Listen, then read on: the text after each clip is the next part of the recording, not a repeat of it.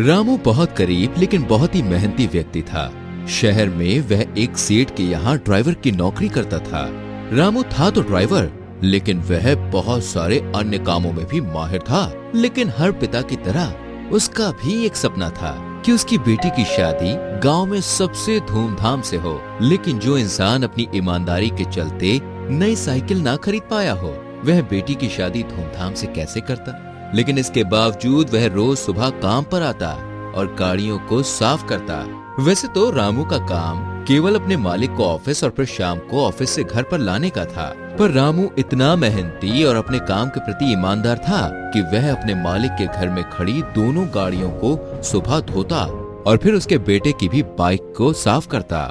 एक दिन मालिक का बेटा जब अपनी स्पोर्ट्स बाइक स्टार्ट करता है तो उसका हॉर्न काम नहीं करता। हॉर्न में पानी जाने की वजह से वह खराब हो जाता है।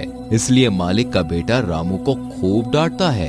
रामू सोचता है कि मैं इतनी ईमानदारी से अपना काम करता हूँ, लेकिन फिर भी आज छोटे मालिक ने डांट दिया। क्योंकि रामू कई सारे कामों में माहिर था, इसलिए वो बाइक का हॉर्न भी खुद ही ठीक कर डालता है।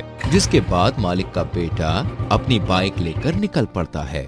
कुछ दिन बीत जाते हैं और एक दिन मालिक का बेटा पार्टी से देर रात घर आता है। नशे की हालत में बेटा आते ही सो जाता है। सुबह उठकर जब वह देखता है कि घर में दूसरी कार नहीं है तो वह जोर से माँ माँ चिल्लाने लगता है। मालिक बाहर आते हैं और बेटा कहता है कि दूसरी कार कहाँ है। मालिक कहते हैं कि उसे तुम्हारी माँ लेकर अपनी बहन के यहाँ गई है। बेटा अपने पिता से कहता है कि रात को पार्टी से घर आते हुए कार की ब्रेक बहुत ज्यादा लूज हो चुकी थी। माँ वही कार लेकर क्यों गई?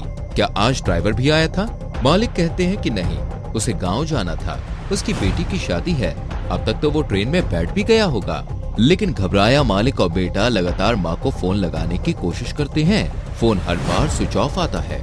फिर वह मौसी को फोन लगाता है तो उनका फोन भी स्विच ऑफ आता है। तभी टीवी पर न्यूज फ्लैश होती है कि बादल फटने की वजह से हुआ भूस्खलन और कई लोग घायल हुए और कई लोग मृत पाए गए। मालिक और उसके बेटे को कुछ भी समझ नहीं आता कि वह करें तो क्या करें। तभी घर का फोन बजता है। मालिक का बेटा फोन उठाता है।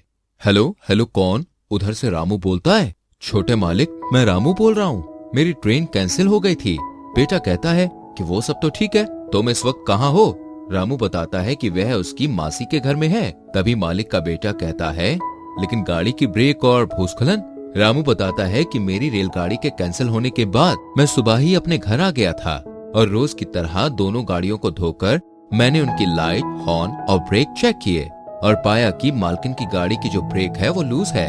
इसलिए मैंने सुबह ही गाड़ी के ब्रेक ठीक कर दिए थे। ऐसे में मालकिन सुबह घर के बाहर मुझे देखकर कहती है कि मैं आज अपनी बहन के यहाँ जा रही हूँ, क्या तुम मुझे छोड़ दोगे? आज मालिक ऑफिस नहीं जा रहे तो तुम्हारा वैसे भी कोई काम नहीं है आज, इसीलिए मैं मालकिन को लेकर यहाँ आ गया। बादल फटने की वजह से यहाँ के टावर क्षतिग्रस्त हो गए, इसलिए फोन नहीं मिल रहा। मैं उनके घर से लगभग 50 किलोमीटर दूर आकर एक पीसीओ से आपको फोन कर रहा हूँ। आप किसी भी बात की चिंता मत कीजिए, सब ठीक है और रास्ता साफ होते ही हम लौट आएंगे। ये सुनकर मालिक और बेटे की आंखों में आंसू आ जाते हैं। दोनों चैन की सांस लेते हैं और भगवान का शुक्रिया अदा करते हैं। अगले दिन शाम को रामू मालकिन को लेकर घर आता है। सब एक दूसरे को देखकर बहुत खुश होते हैं। उधर रामू मालकिन से कहता है कि कल की पहली ट्रेन से उसे घर जाना होगा। बेटी की शादी का काम निपटाकर वह तुरंत ही वापस आ जाएगा।